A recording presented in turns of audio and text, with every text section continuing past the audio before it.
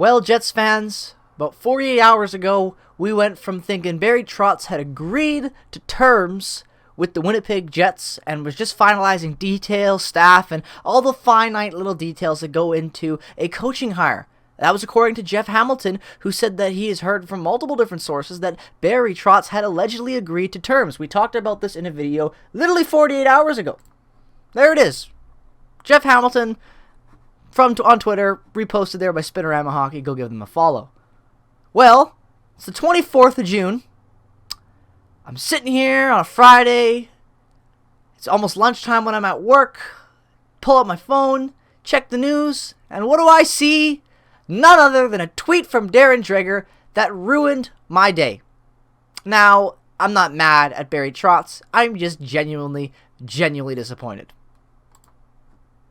Barry Trotz is not going to be coaching the Winnipeg Jets. He won't be coaching anybody next year, as he has decided that he will be going to focus on his family, taking a break from hockey, which I commend and I think is a very admirable choice.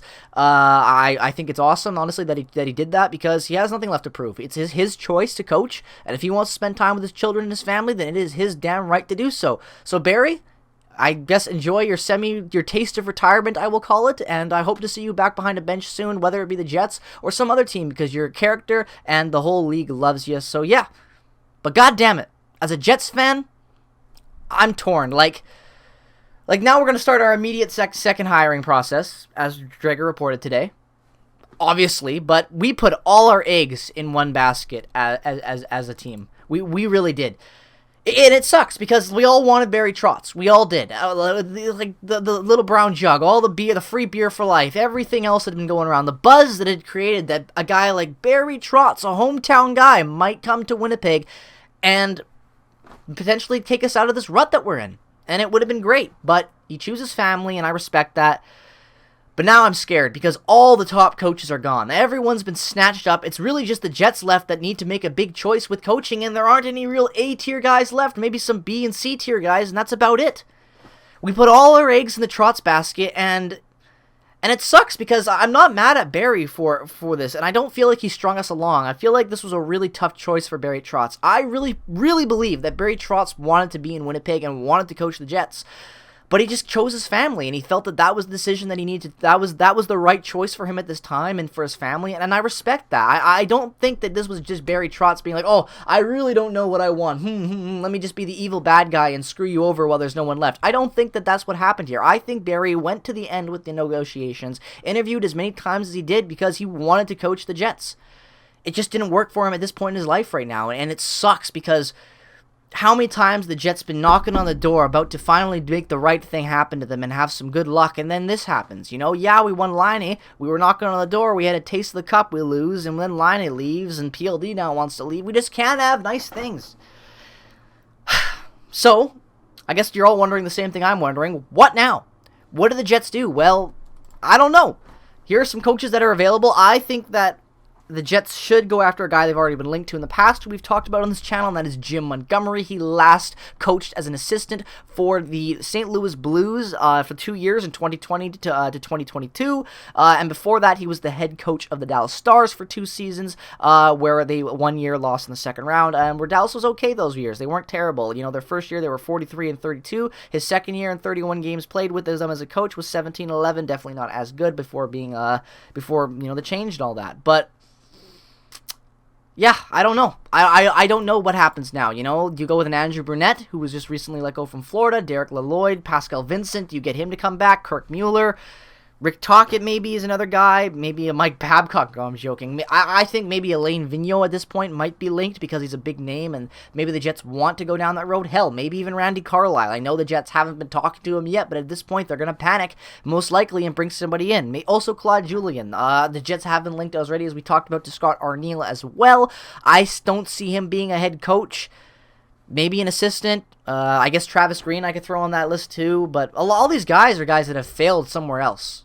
These aren't necessarily the top cream of the crop type coaches right now that the Jets need, because of where they are currently in the standings with their locker room and everything else that's surrounding this team. So I don't know. I guess Jim Montgomery would be an interesting fit. I think that Andrew Brunette would be an interesting fit as well. Claude Julien might be as well, too. I don't like the idea of Alain Vigneault. Kirk Mueller and Pascal Vincent, again, could be interesting, but are these really the guys that we need to elevate us? I don't know. I think we needed a guy like Trotz. Maybe a guy like Cassidy, but Vegas caught it and snatched him up. I think the Jets, they genuinely needed a big name to shake this team up. Something's wrong in that room. We know that as fans. We can see it with the production that's on the ice. It's hard. It's hard right now to be a Jets fan because you have no idea the direction of this team. And I'm scared for draft day. Usually I'm excited for Jets draft days because we always have some interesting pick. No matter where we're selecting, something always cool happens with the Jets and their picks. Unless you're Christian Vesalainen. But god damn it, I have no idea what the direction of this club is right now. Do you rebuild? Do you trade off Wheeler? Do you sell PLD? Like what do you do?